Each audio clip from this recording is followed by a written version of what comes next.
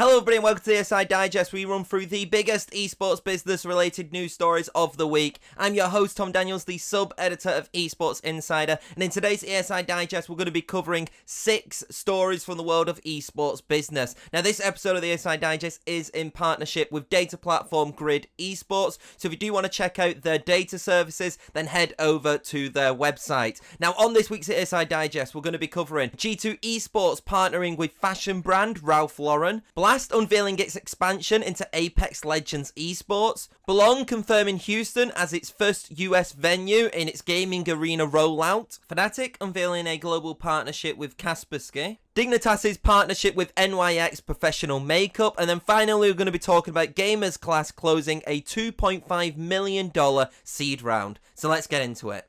So let's start off with this G2 partnership, and the European organisation has announced a deal with luxury fashion brand Ralph Lauren. Now as a result of the partnership, Ralph Lauren and G2 will launch a series of activations on platforms such as TikTok and Twitch. Moreover, both entities will also collaborate on global campaigns and events. One of the collaborative activations has already been announced, and it will see Reckless, G2's League of Legends player, be featured on Ralph Lauren's Wimbledon campaign. Alongside Reckless, the campaign is expected to feature a variety of other high-profile athletes, and it's to celebrate the 16th year that Ralph Lauren has been the official outfitter of the tennis tournament.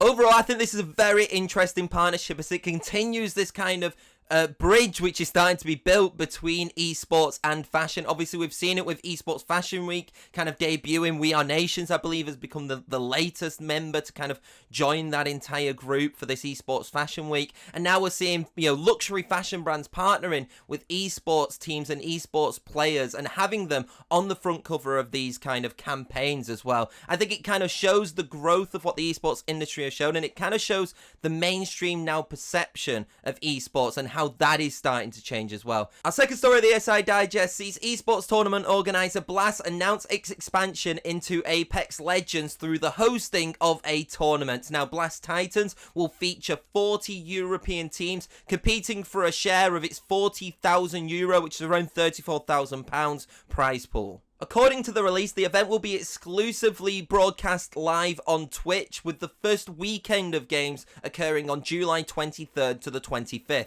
Now, the 40 teams will consist of the top 20 sides in Europe based on recent tournament form, 10 wildcard teams, and then also 10 teams which will be able to qualify through open qualifiers. I think what's really interesting about this partnership is the fact that we're seeing Blast really expand its amount of titles. Obviously, mainly known for CSGO with the Blast Premier. They've also, dabbled in a lot of other titles as well, and most recently announced that they will be kind of hosting the FNCS All-Star Showdown, which is like, kind of an All-Stars event, and that is the, foray into Fortnite as well. So it's really interesting to see them not just recently announce Fortnite, but also go into Apex Legends as well, and it kind of shows how this kind of brand wants to branch out into a lot of other titles and become more all-encompassing and not just known for CSGO. It'd be really interesting to see how, they deliver this product, how it kind of looks. Will it be a kind of similar style to what we see with Blast Premier, or will it be kind of a completely different broadcast setup, kind of a different aura around it? So it's really interesting. I am looking forward to seeing kind of what the broadcast and what Blast Premier can do in Apex Legends. Moving on now, and Belong Gaming Arenas has announced that it will launch hundreds of experimental gaming centers across the US. The first Belong Gaming Arena in the US is expected to arrive this summer in Houston, Texas, and additional venues in Dallas, Columbus, Chicago, and Nashville are expected to follow in the coming months. What's also interesting as well is that to kind of kit out and equip all of these gaming centers, Belong has collaborated with PlayStation, Omen by HP, ViewSonic, and Mavic. Now, all of these venues will be available to the public and are expected to provide competitive programming, fan engagement opportunities, and practice space for local esports teams. There's a lot of other kind of bits and bobs which have kind of been added into this press release as well. So I would recommend that if you do want to check out more about this story, head over to Esports Insider's website. But long story short, Belong's kind of expansion has been, rumored for a while. Not really rumored, it's just been delayed because of the pandemic. Fnatic.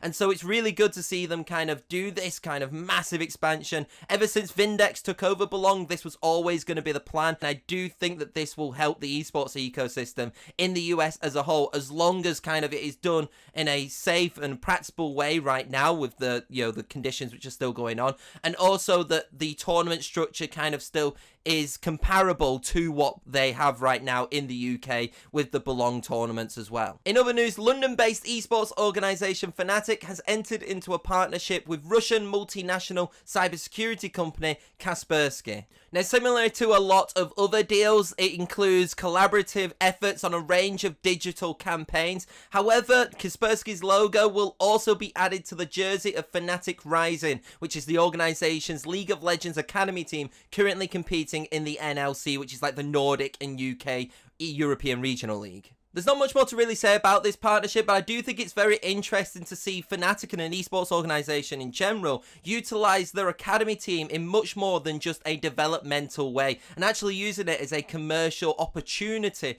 for the esports organisation as well. We've seen it obviously with BT XL, which is XL's academy team, and how they have that partnership obviously with BT throughout. And so I do think that as esports starts to get even more popular, we may start seeing a lot more of these academy specific partnerships, and that's always a good thing because it not just drives partners into the esports organization, but it brings awareness to more of the academy rosters, more of the development rosters, which in turn does help kind of build the ecosystem as well. Speaking of creating more commercial opportunities, North American esports organization Dignitas has announced that NYX Professional Makeup will be its official beauty partner. Now, the collaboration will see the cosmetics brand build custom product placement integrations inside Dignitas's Verizon 5G gaming center in Los Angeles and its headquarters in New York City. NYX Professional Makeup branding will also appear on the competitive jerseys of Dignitas Women's Valorant and CSGO team, alongside select content creators as well. And as part of the deal, the makeup brand will introduce content and experimental initiatives through Dignitas's women's gaming initiative, Radiant. Now, I do think that this is a really, really good opportunity. The fact that you're having kind of a brand come in is always a good thing, and adding a new partner to this commercial portfolio, but also putting the emphasis on Dignitas's women's brands, which have started to really develop in the last 12 months or so, and obviously getting extra content for that Dignitas Women's Initiative as well is also very smart. So I do think that this deal kind of just makes sense. It's on brand with Professional Makeup, you know, and their brand, and NYX's brand, and it's on brand with how Dignitas is starting to run their organization, especially with regards to the women's initiatives. A final story of the ESI Digest sees Danish esports training provider GamerzClass complete a $2.5 million seed round led by venture firm By Founders. As a result of the seed round, GamerzClass has brought its total investments to $4.2 million, which is roughly £3 million. According to the release, the additional funding is expected to be used to fuel its content production and also scale its team from 15 to 20 in the coming months. It's also important to note that the company currently has ongoing collaborations with esports organizations such as Fnatic, Team Liquid, Schalke, and Team Alliance. For those who don't know anything about GamerzClass, what essentially the system is that you pay a monthly subscription to access masterclasses on League of Legends, FIFA, and CSGO, and it's taught by pros and content creators. Now, we have seen other platforms similar to GamerzClass rise in prominence in the last, 2 years or so. However, I feel like the funding which has been received from this is actually really significant, and it kind of just shows like that endorsement, that backing, that they feel like this is actually the way of kind of doing these educational programs through partnerships with other teams, and then through one-on-one masterclasses, which involves esports pros and content creators as well. Only time will tell to see kind of if the funding is used kind of correctly and kind of how they expand from this, but as a startup, to kind of get that much from a seed round is always very impressive. And that is it for this week's ESI Digest. If you do want to check out all the content that we have produced this week and also read more about the stories that I have talked about, then head over to Esports Insider's website. Also, don't forget to follow us on LinkedIn and Twitter, and subscribe on YouTube if you have not done.